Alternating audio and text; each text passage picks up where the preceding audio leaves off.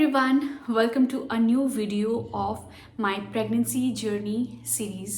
तो सबसे पहले जब आप किसी का सुनते हैं कि there's a good news और या आपने कंसीव किया है, तो यही एक सबसे पहले बात सुनते हैं कि अपना ख्याल रखना, टेक केयर ऑफ़ योरसेल्फ और अच्छा खाना खाना।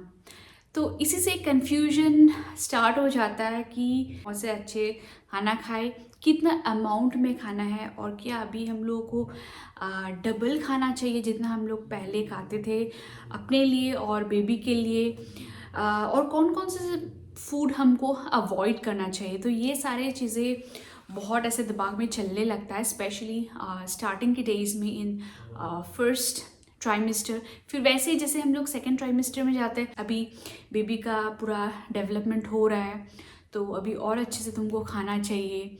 फिर जैसे थर्ड ट्राइमेस्टर में जाएंगे तो और सुनने को मिलता है कि अभी बेबी का ग्रोथ हो रहा है, अभी लास्ट है टाइम है तो वो बेबी का अभी वेट गेन होना भी ज़रूरी है। तो ये सब चीज़ों से बहुत कन्फ्यूजन स्टार्ट होता है और सेम मुझे भी डाउट्स हुआ था, बहुत कन्फ्यूजन हुआ था। तो इसलिए आज मैंने ये वीडियो बनाया रिलेटेड टू प्रेगनेंसी डाइट।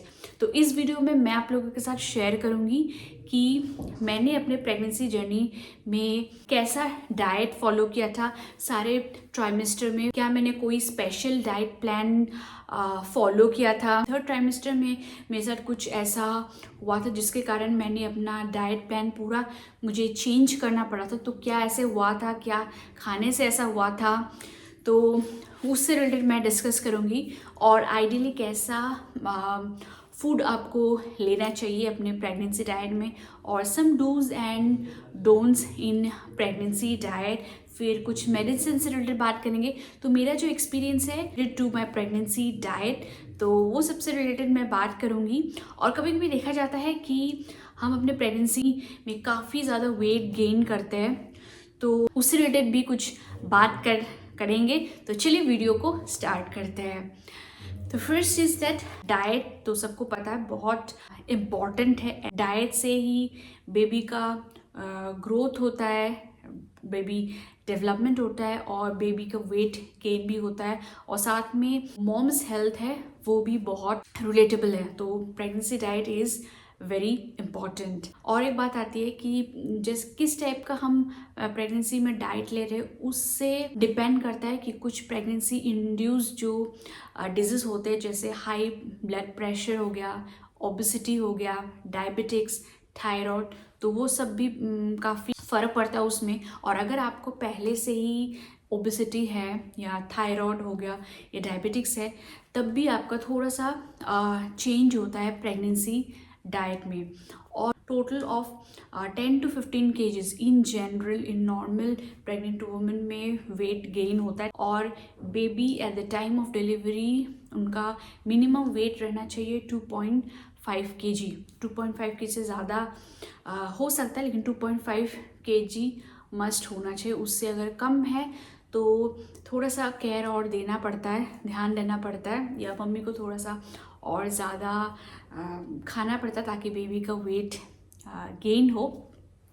और जब हम प्रेगनेंसी डाइट की बात करें तो जो हमारा एक्चुअली नॉर्मल हेल्दी एक बैलेंस्ड डाइट होता है उसी के जैसा ही होता है प्रेगनेंसी डाइट भी, लेकिन विद सम लिटिल डिफरेंस।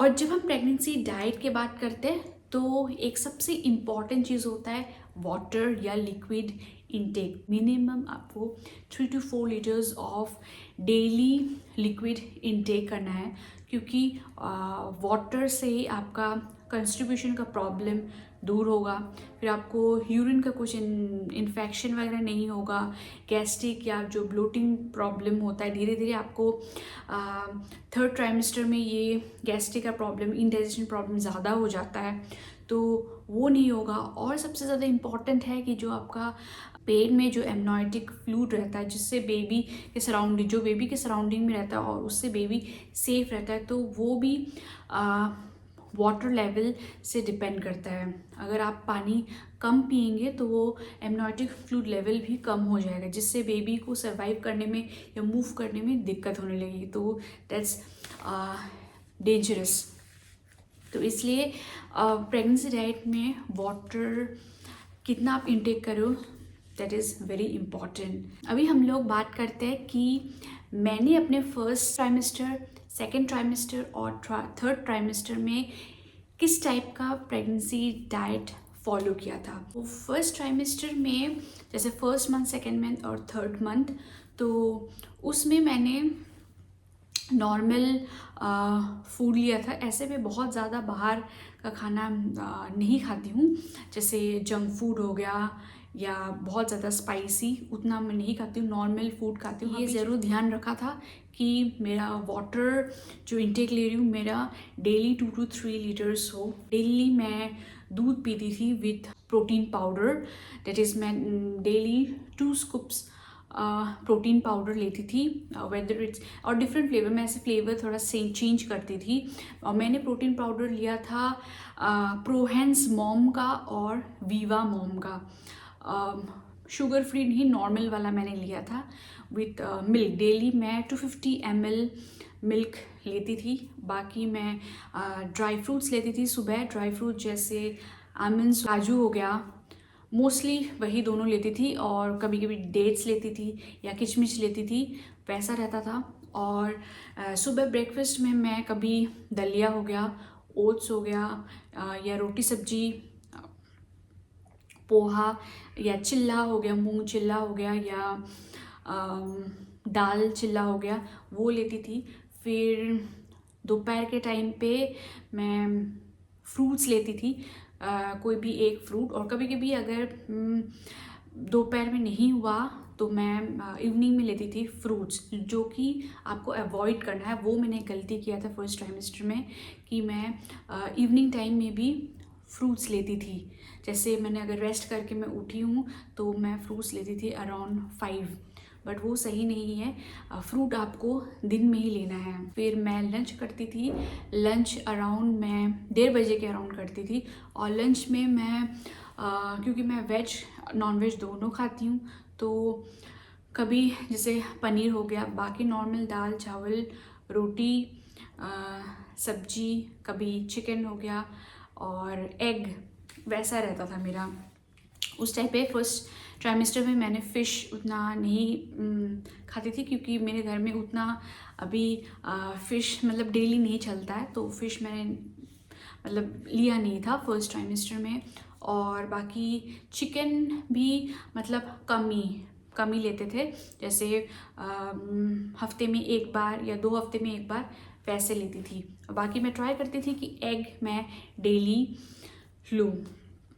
और इवनिंग टाइम में मैं स्नैक्स लेती थी, स्नैक्स काइंड ऑफ जैसे कभी पोहा हो गया या उस टाइप के, जैसे ब्रेड हो गया, कभी सैंडविच बना ली, उस टाइप का रहता था विथ रेड टी या मिल्क टी। फिर डिनर मैं करती थी अराउंड 9।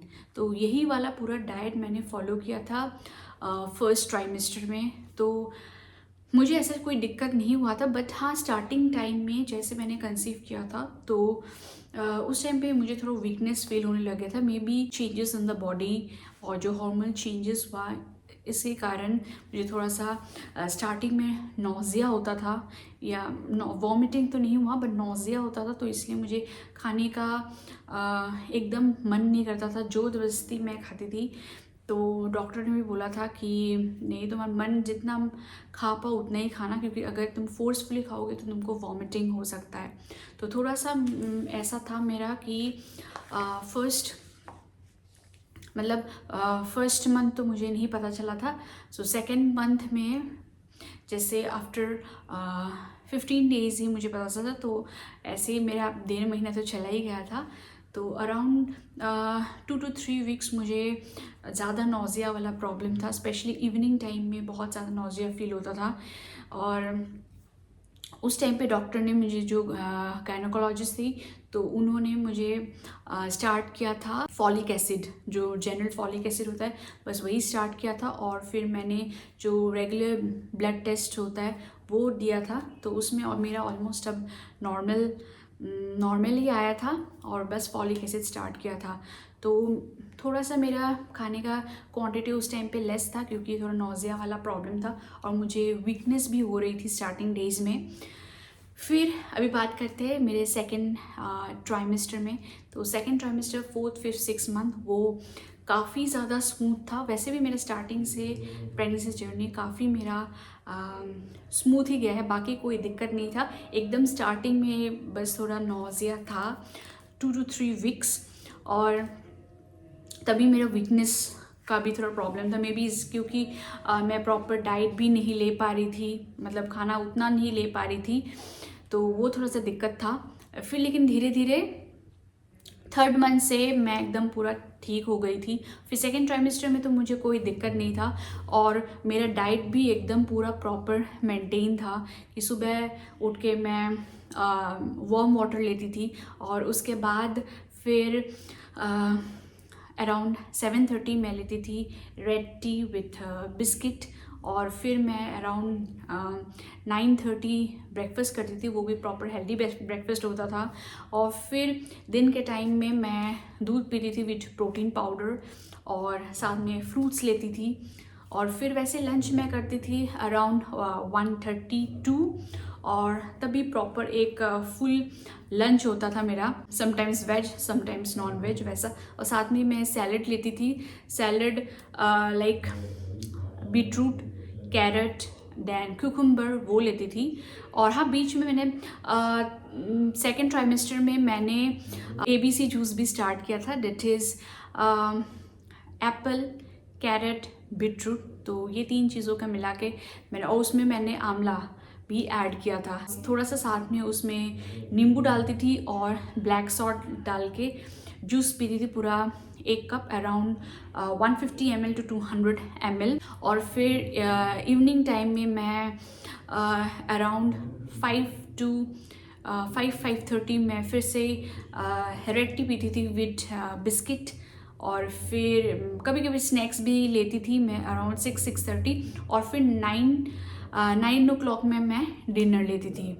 और उसमें फिर मेरा मेडिसिन स्टार्ट हो गया था, जैसे आयरन, कैल्शियम, तो अलॉन्ग विथ फॉलिक एसिड, तो वो स्टार्ट हो गया था।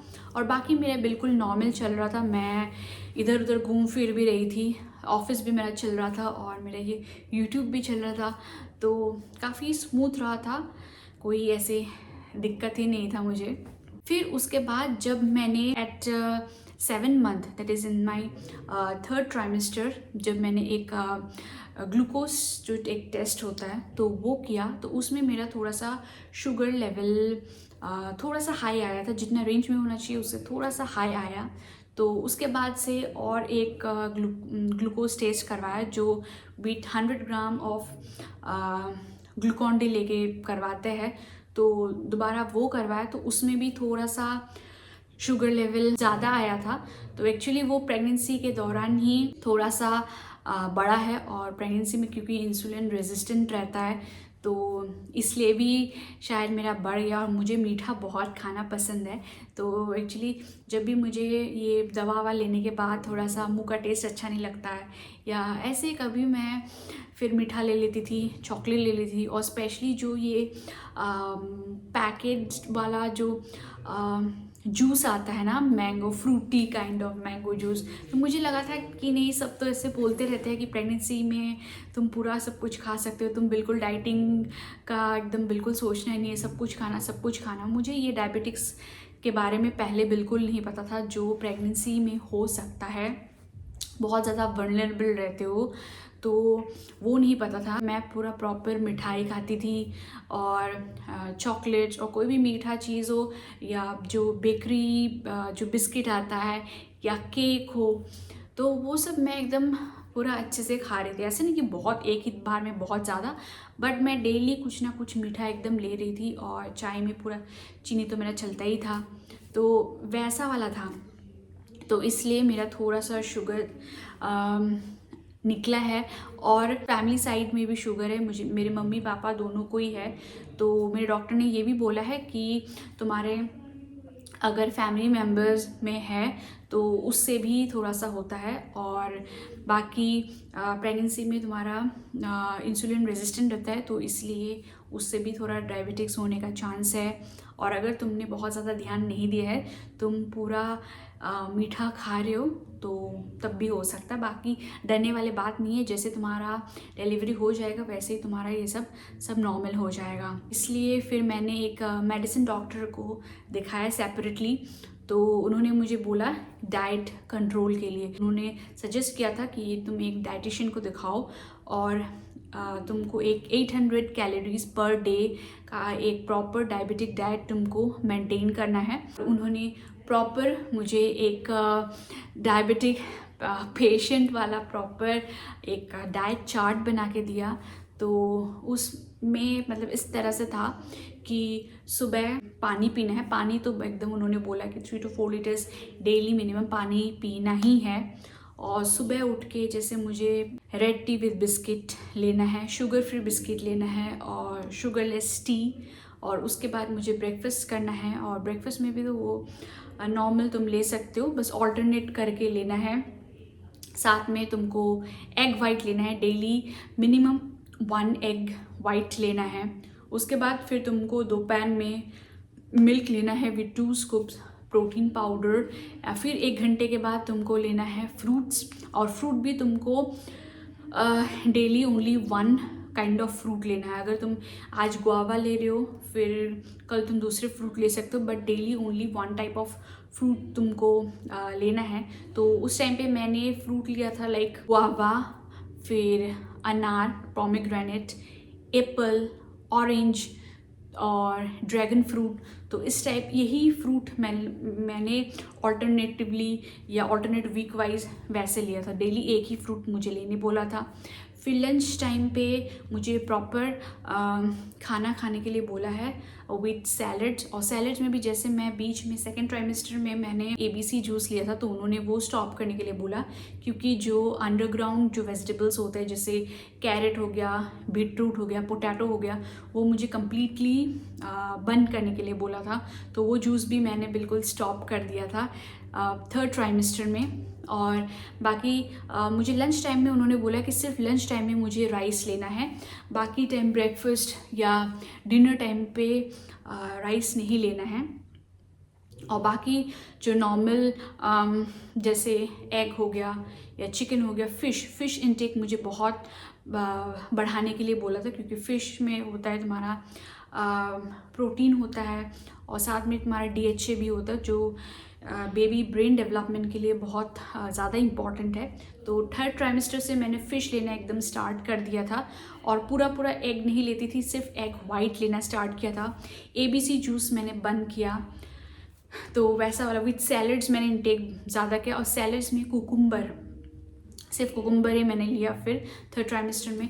फिर वैसे ही इवनिंग में जैसे अराउंड 3:34 मुझे बोला था कि रेड टी लेना with again sugar free biscuit, या तुम पफ राइस ले सकते हो जो हम लोग मूढ़ी बोलते हैं, छूड़ा, वो ले सकते हो।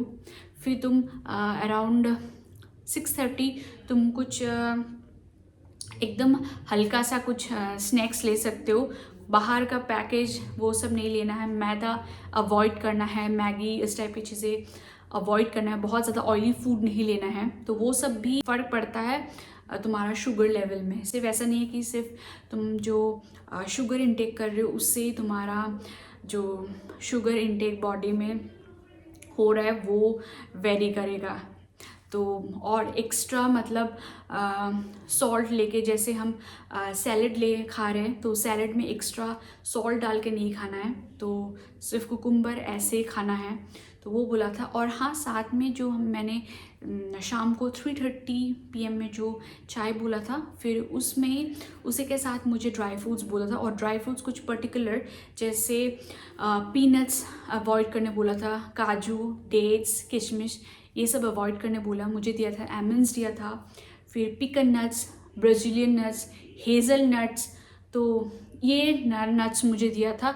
और डेली वो 1 या 2 क्वांटिटी में ही डेली लेना है, बहुत सारा नहीं लेना है कि इतना सारा एकदम आप काजू ले रहे हो, इतना सारा एमंड्स खा रहे हो, इतना नहीं, जस्ट 2 to 3 एमंड्स डेली लेना है। अगर आपको डायबिटिक्स नहीं है फिर आप 2 या 3 काजू लो। और वैसे ही आप डेट्स 2 ले सकते हो, इस टाइप का लेना है। वो सब कुछ एक क्वांटिटी में लेना है। ऐसा नहीं है कोई चीज़ अगर इसमें ज़्यादा प्रोटीन है तो आपको बहुत अमाउंट में लेना है, वो नहीं है। और स्पेशली जब आप का शुगर थोड़ा बढ़ जाता है तो सब चीज़ का एक प्रॉपर क्वांटिटी में ही लेना है। जैसे मुझे बोला था कि तुम मिल्क प्रोडक्ट्स ले सकते हो और डेली तुमको दही या बटर मिल्क तुम ले सकते। लस्सी नहीं पीना क्योंकि उसमें मीठा रहता है, तो बटर मिल्क या दही ले सकते हो। दही प्रॉपर लंच के बाद तुम पूरा 1 कटोरी दही ले सकते हो, उसमें तुम कुछ भी ऐड नहीं करना, जैसे सॉल्ट वगैरह ऐड नहीं करना, ऐसे दही लेना है। तो वो बोला था। और फिर शाम के टाइम जैसे red T with again sugar free biscuit या पफ राइस वैसा ले सकते हो। फिर 6:30 के अराउंड मुझे बोला था नॉर्मल कुछ स्नैक्स, हल्का फुल्का कुछ स्नैक्स ले सकते हो। और फिर अराउंड 8-8:30 मुझे डिनर लेना है। और डिनर में मुझे राइस बिल्कुल नहीं लेना है। डिनर में मैं चपाती ले सकती हूँ या दलिया खिचड़ी, ओट्स खिचड़ी, इस टाइप का with lots of vegetables add करके, तो वैसा लेने के लिए मुझे बोला है, या दाल ऐड करके उसमें, तो वैसा लेने के लिए बोला है। और बाकी साथ में तो मेडिसिन मेरा चल ही रहा है, तो वैसा एक डाइट मुझे फॉलो करने के लिए बोला था मेरे डाइटिशियन ने इन माय 3rd ट्राइमेस्टर, जो कि लास्ट तक मेरा एकदम कंटिन्यू रहा। और उससे मेरा काफ़ी शुगर लेवल मेंटेन था। मैंने ऑलमोस्ट मैंने पूरा अवॉइड कर दिया था, बट बीच बीच में कभी मतलब रेयरली कभी जैसे कुछ। और उस टाइम पे एक्चुअली दिसंबर टाइम में मेरा फैमिली कुछ फंक्शंस भी था, तो उसमें कभी जैसे हलवा मिल गया, कुछ मिल गया, तो मैं हल्का फुल्के 1-2 स्पून ले लेती थी। तो बस यही है, अपने मन को तसल्ली देने के लिए बस इतना था। और बाकी पूरा लास्ट तक मैंने एकदम यही डाइट फॉलो किया था। और प्रोटीन इंटेक मुझे ज़्यादा बोला था कि जिसमें प्रोटीन्स मिले, विटामिन्स, मिनरल्स वो सब मिले, तो वो ज़्यादा लेना है। और बाकी वाटर इंटेक तो लेना ही है। और प्रॉपर स्लीप लेना है। रात में मुझे बोला था कि प्रॉपर तुमको 8-9 आवर्स स्लीप लेना है। और दिन में ऐसे लेटे नहीं रहना है ज़्यादा। अगर तुम थक गए हो, you want to take rest, so you can take rest, but don't sleep. एकदम पूरा नींद नहीं आना चाहिए, but just you can take rest and try to be active. ऐसा नहीं कि लास्ट में 8-9 मंथ में तुम्हारा बॉडी हैवी हो गया तो तुम लेटे ही रह रहे हो, वैसा नहीं करना चाहिए। Be active. और डेली मुझे वॉक करने बोला था मॉर्निंग एंड इवनिंग में, तो वो मैंने पूरा मेंटेन रखा था फ्रॉम 1st ट्राइमेस्टर ऑनवर्ड्स, कि मैं daily half an hour to 45 minutes में डेली वॉक करूं। और एकदम ऑलमोस्ट लास्ट तक मैंने कंटिन्यू रहा। लास्ट में 9th मंथ में थोड़ा सा जैसे मेरा एकदम बॉडी हैवी सा फील होने लगा, तो पूरा कंटिन्यूस मैं नहीं वॉक कर पाती थी तब मैं जैसे 5 मिनट वॉक किया सुबह, या 10 मिनट वॉक किया, फिर थोड़ा रेस्ट करके दोपहर में फिर 10 मिनट वॉक किया। तो एकदम लास्ट में 9th मंथ में वो किया था। और बाकी लेकिन मैं काफ़ी एक्टिव रही थी पूरे प्रेगनेंसी जर्नी में। और बाकी मेरा डाइट भी वही था, और इसलिए फिर मेरा एकदम लास्ट तक कोई बीपी प्रॉब्लम नहीं हुआ। और डायबिटिक भी मेरा एकदम कंट्रोल में रहा, क्योंकि मैंने डाइट पूरा प्रॉपर कंट्रोल कर दिया था। और बाकी मेरा वेट गेन भी लास्ट तक एकदम सही रहा। मैंने maximum weight gain only 9 kgs किया था टिल माई डिलीवरी, सो काफ़ी वो सही था। और जैसे पेन वगैरह होता है, जैसे बैक पेन और हैंड्स लेग पेन हो या हेडेक, वो सब भी जितना आपका बॉडी हैवी हो जाएगा और जितना आप इनएक्टिव रहोगे उतना ज़्यादा वो सब आपका बढ़ने लगेगा। अगर आप अपने आप को बहुत ज़्यादा फोर्सफुली कुछ एक्सरसाइज आप कर रहे हो, पेल्विक एक्सरसाइज फोर्सफुली कुछ करते हो, कि आप चाहते हो कि आपका नॉर्मल डिलीवरी हो, इसलिए आप फोर्सफुली एक्सरसाइज कर रहे हो, फोर्सफुली आप वॉक कर रहे हो, फोर्सफुली कि नहीं मुझे नीचे से खुद ही उठाना है ये चीज़, और या खुद नीचे बैठ के कुछ आप सफाई कर रहे हो, कुछ कर रहे हो ताकि मेरा नॉर्मल डिलीवरी हो। अगर ऐसा आप कर रहे हो तो भी आपका ये सब पेन वगैरह ज़्यादा होगा, अननेसेसरी पेन होगा, और इवन आपका प्री लेबर हो सकता है, या आपकी डेट से पहले आपका इमरजेंसी डिलीवरी हो सकता है। तो वो भी आपको फोर्सफुली नहीं करना है, क्योंकि अभी हम लोग का जो नॉर्मल डेली लाइफस्टाइल है वो काफ़ी ज़्यादा रोबोटिक टाइप हो गया है। हम लोग बहुत ज़्यादा फिज़िकल एक्टिविटीज़ नहीं होता है हमारा। अगर हम लोग ऑफिस में भी जाते हैं या जैसे मेरा वर्क फ्रॉम होम रहता है तो मैं क्या होता है मोस्टली लैपटॉप के सामने बैठी रहती हूँ। बहुत ज़्यादा फिज़िकल एक्टिविटीज़ हमारे नहीं है, या हमने जैसे 1 घंटा जिम कर लिया या मैक्सिमम वही हो पाता है कि हम 1 घंटे जिम गए या थोड़ा इवनिंग वॉक किया, उतना ही हो पाता है। उसके अलावा हम कुछ ज़्यादा फिज़िकल लेबर हमारा नहीं होता है, तो उस हिसाब से हमारा बॉडी वैसे एकस्टम है। तो सडनली अगर हम लोग प्रेगनेंसी टाइम पे अपने फोर्सफुली हम लोग कुछ एकदम एक्सरसाइज करने लगेंगे और ये सब कुछ फिज़िकल कुछ ऐसे टास्क करने लगेंगे तो हमारा बॉडी में हेल्प होने की वजह ये उल्टा इफ़ेक्ट करने लगेगा। तो वो नहीं करना है और सब कुछ अपने डॉक्टर गायनिक के एडवाइस से ही करना है। ये जो मैं बता रही हूँ ये सब मेरे एक्सपीरियंस से बता रही हूँ, और जो जैसे मेरे गायनी डॉक्टर ने जैसे मुझे एडवाइस किया था सब ट्राइमेस्टर में कि कैसे टाइप का मुझे डाइट लेना चाहिए और किस टाइप का एक्टिविटी करना चाहिए, कैसे मुझे रहना चाहिए। इवन गायनिक फ्रेंड भी है, जान पहचान में 3-4 ऐसे गायनिक डॉक्टर्स हैं तो जो मेरे साथ काफ़ी अच्छे हैं, तो उनके साथ मैं काफ़ी फ्रेंडली वे में सब कुछ मैं शेयर करती हूँ। तो वो एज ए प्रोफेशनल डॉक्टर भी मुझे एडवाइस करते हैं और साथ में एज ए फ्रेंड भी कि प्रैक्टिकली मैं क्या करने से मुझे हेल्प होगा वो भी मुझे एडवाइस करते हैं। तो मैं उस टाइप से ही कर रही थी सब कुछ, तो इसलिए मेरा जर्नी काफ़ी अच्छा गया है।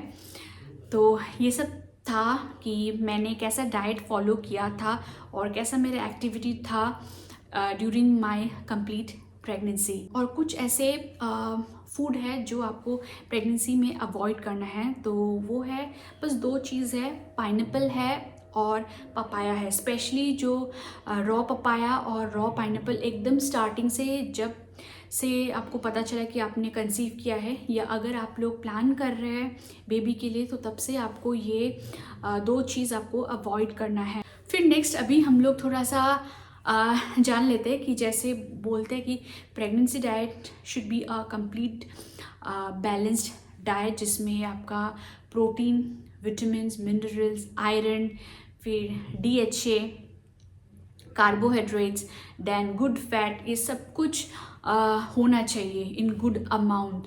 तो क्या क्या आप लोग खा सकते हैं, जैसे कार्बोहाइड्रेट्स के लिए जो मैंने भी लिया था जैसे राइस, रोटी, ओट्स, दलिया, तो वो सब ले सकते हैं। फिर प्रोटीन के लिए you can take lots of paneer, फिर मिल्क और मिल्क प्रोडक्ट्स जैसे एक तो पनीर हो गया, दही ले सकते हो, अवॉइड चीज़, बटर वो नहीं लेना है। फिर पल्सेस हो गया, तो पल्सेस में आपका आता है राजमा आता है, फिर दाल आता है, स्प्राउट्स आता है, डेट इज़ मूंग, वो अच्छा है। वेजीज आपको लेना है जैसे बीन्स हो गया, फिर कैरेट हो गया, वो सब चीज़ें ज़्यादा लेना है। मटर, ब्रोकोली, तो वो ज़्यादा ऐड करना है। फिर egg is very good mean both for calcium, protein दोनों मिलेगा। फिर फैट जो गुड फैट है वो मिलेगा आपको घी से। तो मैं भी ट्राई करती थी कि डेली में एटलीस्ट 1 स्पून घी लेती हूँ। दाल में कभी ऐड करती हूँ, नहीं तो कभी रोटी में लगा लेती हूँ, कभी चिल्ला बनाया तो तब उसमें, तो किसी न किसी तरह से मैं ट्राई करती थी कि पूरे प्रेगनेंसी टाइम पे मैं 1 स्पून घी डेली लेती थी। फिर नेक्स्ट इज आयरन। आयरन कहाँ से मिलेगा? मेडिसिन तो ले रही हूँ लेकिन that is not only sufficient. Medicine ही सिर्फ सफिशिएंट नहीं होता है, क्योंकि आपके बॉडी के लिए और बेबी के लिए iron is very important. Iron मिलेगा ग्रीन लीफी वेजिटेबल्स में, तो जो साग होता है तो ट्राई करो कि डेली नहीं तो एटलीस्ट हफ्ते में 2-3 दिन तो मैं साग लेती। मिक्स साग, पालक इज़ वेरी गुड, वो लेती हूँ। फिर ब्रोकोली प्रोमेग्रेनेट में होता है। फिर जो कच्चा बनाना होता है, कच्चा बनाने का सब्जी, पका वाला तो नहीं, वो एज ए फ्रूट ले सकते हो। लेकिन अगर आपका शुगर नहीं हुआ है तभी बाकी कच्चा बनाना का सब्जी बना के खा सकते हो, या जो बनाना फ्राई है तो हल्का सा आप ऐसे रोस्ट करके या एयर फ्राई करके वैसा भी खा सकते हो। एकदम बहुत ज़्यादा तेल में डीप फ्राई नहीं करना है। फिर गुड़ खा सकते हो, अगर शुगर नहीं है तो गुड़ में भी आयरन मिलता है।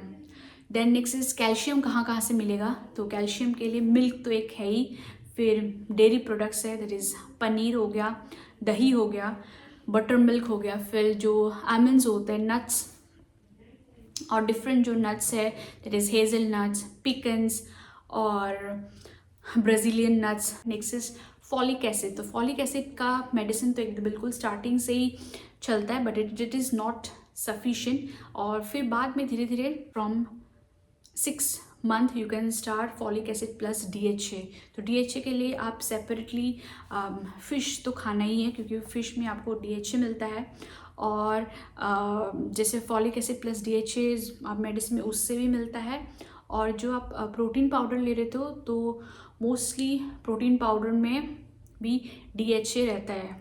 फॉलिक एसिड मिलता है लिट्यूस से, स्पिनच से, और बाकी आप सैलड्स वगैरह लोगे तो उसमें मिलता है। तो green leafy vegetable is very important. अभी ऑलमोस्ट लास्ट पार्ट में हम लोग आ गए हैं इस वीडियो में, तो उसमें जान लेते हैं कि क्या क्या ऐसा चीज़ है dos and don'ts of our pregnancy diet. So dos में हम लोग बात करते हैं कि हमारा जो मिल्स है वो छोटा होना चाहिए और फ्रीक्वेंट मील्स होना चाहिए। एक टाइम पे बैठ के पूरा एकदम प्लेट भर के नहीं खाना चाहिए कि एकदम दाल चावल रोटी सब्जी पूरा एक एक कटोरी बहुत बहुत खा रहे, वैसा नहीं होना चाहिए। जितना आप खा पा रहे हो उतना ही खाना है। ये नहीं सोच के खाना है कि मैं खा रही हूँ और साथ में एक और जन खा रहा है, मेरे बेबी खा रहा है तो बहुत एक साथ खा लेना है, वैसा नहीं। जितना हम पहले खाते थे या आप खा पाते हो, जितना आपका कैपेसिटी है उतना ही लेना है, और हर 1 घंटे में या 1.5 घंटे में कुछ ना कुछ आपको लेना है। वैसा ही ऑलमोस्ट हर 1 घंटे में ट्राई करो कि आप जैसे 100 ml लिक्विड कुछ इनटेक कर रहे हो या पानी आप ले रहे हो, तो वैसे स्मॉल एंड फ्रिक्वेंट मील्स होना चाहिए। डाइटिंग नहीं करना चाहिए, आपको ये नहीं सोचना चाहिए कि वेट आपका बढ़ जाएगा इस टाइम पे, तो इस टाइम पे तो 10 to 15 केजीज बढ़ेगा ही बढ़ेगा। वो आप ये जो रियलिटी है वो आपको पहले ही एक्सेप्ट कर लेना है, वो है। Then don't sleep just after your meal. So जैसे लंच हो गया या ब्रेकफास्ट या डिनर, उसके बाद आपको थोड़ा सा वॉक करना है, फिर आप हल्का सा ऐसे ही बैठे रह सकते हो और फिर आपको लेटना है। तो वो है, नहीं तो फिर आपका ये गैस्ट्रिक प्रॉब्लम या ब्लोटिंग प्रॉब्लम वो होगा, स्पेशली जब लास्ट ट्राइमेस्टर में 8 and 9 मंथ में। फिर आपका क्या होगा, बहुत इंडाइजेशन प्रॉब्लम होगा और पेट बहुत टाइट टाइट फील होगा, बहुत ज़्यादा अनकंफर्टेबल फील होगा। तो इसलिए स्टार्टिंग से ये हैबिट मैंने भी बनाया था कि खाने के बाद थोड़ा सा वॉक करती थी या बैठे रहती थी, फिर उसके बाद मैं लेट जाती थी। कोई भी मील स्किप नहीं करना है कि आज मैं लेट उठी हूँ तो ब्रेकफास्ट नहीं करती हूँ, डायरेक्ट लंच करूँगी, वो नहीं करना है। टाइम पे उठ जाना है सुबह, और उठ के मुझे भी स्टार्टिंग में मैंने भी ऐसे किया था 3-4 बार कि चलो थोड़ा सा लेट से आज ब्रेकफास्ट कर लूँगी, कि 10 बजे ब्रेकफास्ट कर लूँगी। मैं स्किप तो नहीं करती थी, बट कभी कभी ऐसा होता था मैं कि लेट से करती हूँ कि 10 बजे डायरेक्ट उठ के कि ब्रेकफास्ट करती थी, बट वो नहीं होना चाहिए। उठ के पहले वार्म वाटर लेना है, फिर थोड़े टाइम के बाद आपको रेड टी लेना है, फिर थोड़े टाइम के बाद आपको प्रॉपर ब्रेकफास्ट लेना है, वैसा होना चाहिए। उठ के ही आपको डायरेक्ट ब्रेकफास्ट नहीं लेना है। ये सब चीज़ स्पेशली प्रेगनेंसी में पूरा ध्यान रखना है। तो वो है don't skip the meal and try to take early dinner between 8 to 8:30। Avoid too much of outside food. बीच बीच में मैं खुद लेती थी बाहर का खाना, नूडल्स हो गया, पिज़्ज़ा हो गया या पास्ता हो गया, मैगी, और जो भी आपको ऐसे पुचका हो गया, कोई भी बाहर का खाना, तो कभी कभी ले सकते, but it should not be daily. So try to avoid as much as you can. और बाकी जो आपका डॉक्टर ने जो भी मेडिसिन प्रेस्क्राइब किया है स्टार्टिंग से, like folic acid, then iron, calcium, और अगर आपका थायराइड है तो डॉक्टर ने आपको थायराइड भी दिया होगा, और फिर अगर आपका डायबिटिक्स है तो एक शुगर की टैबलेट दिया होगा। फिर जैसे जैसे आपका जो भी ऐसे प्रॉब्लम है तो सबका अलग अलग कुछ मेडिसिन डॉक्टर ने आपको दिया होगा, तो वो सारे मेडिसिन टाइम पे लेना है और साथ में उसके साथ वाटर भी लेना है। जो सप्लीमेंट है, लाइक जो protein supplement is the major supplement that we take on our pregnancy, तो वो डेली हमको 4 स्कूप्स लेना है। जैसे आप एक टाइम पे अगर आप मिल्क के साथ ले रहे हो, नेक्स्ट टाइम आप मिल्क के साथ भी ले सकते हो या वार्म वाटर के साथ ले सकते हो, तो उस टाइप से। तो ये protein supplement is very important. तो ऑलमोस्ट मैंने सारी चीज़ें related to pregnancy diet cover कर दिया है कि क्या क्या चीज़ें आपको लेना चाहिए, क्या क्या इंक्लूड करना चाहिए अपने प्रेगनेंसी डाइट में, कौन सी चीज़ें आपको अवॉइड करना चाहिए, और मेरा प्रेगनेंसी जर्नी में अपना क्या प्रेगनेंसी डाइट मैंने रखा था, मेरा एक्सपीरियंस कैसा रहा था, और क्या ज़्यादा लेने से मुझे डायबिटिक्स का प्रॉब्लम भी हुआ, तो सब चीज़ें मैंने कवर किया। तो होप आप लोग को ये वीडियो काफ़ी यूज़फुल रहेगा। और प्लीज़ आप लोग कमेंट करके बताना कि अगर आप लोग में से भी कोई अपने प्रेगनेंसी जर्नी में हो तो कौन से वीक में हो आप लोग का, और आप लोगों का क्या एक्सपीरियंस है, और कुछ अगर आप लोग भी कुछ अपना एक्सपीरियंस शेयर करना चाहते हो प्लीज़ कमेंट करके बताना। और मैंने और भी कुछ वीडियोस अपलोड किया है माय प्रेगनेंसी जर्नी सीरीज़ के अंदर, तो डू वॉच दोज वीडियोज़। तो होप आप लोगों को वो वीडियोस भी काफ़ी यूज़फुल रहेगा, और आप लोग अब सजेस्ट कर सकते हो और कैसा टाइप का प्रेगनेंसी जर्नी से रिलेटेड वीडियोस मैं बना सकती हूँ। तो thanks for watching this video till the end and keeping so much of patience. तो मिलते हैं मेरे नेक्स्ट वीडियो में, और नेक्स्ट कुछ ऐसे इंपॉर्टेंट एंड इन्फॉर्मेटिव वीडियो मैं लेके आऊँगी related to my pregnancy journey, जिससे आप लोगों को भी काफ़ी हेल्प हो जाएगा। So thanks for watching. Bye bye.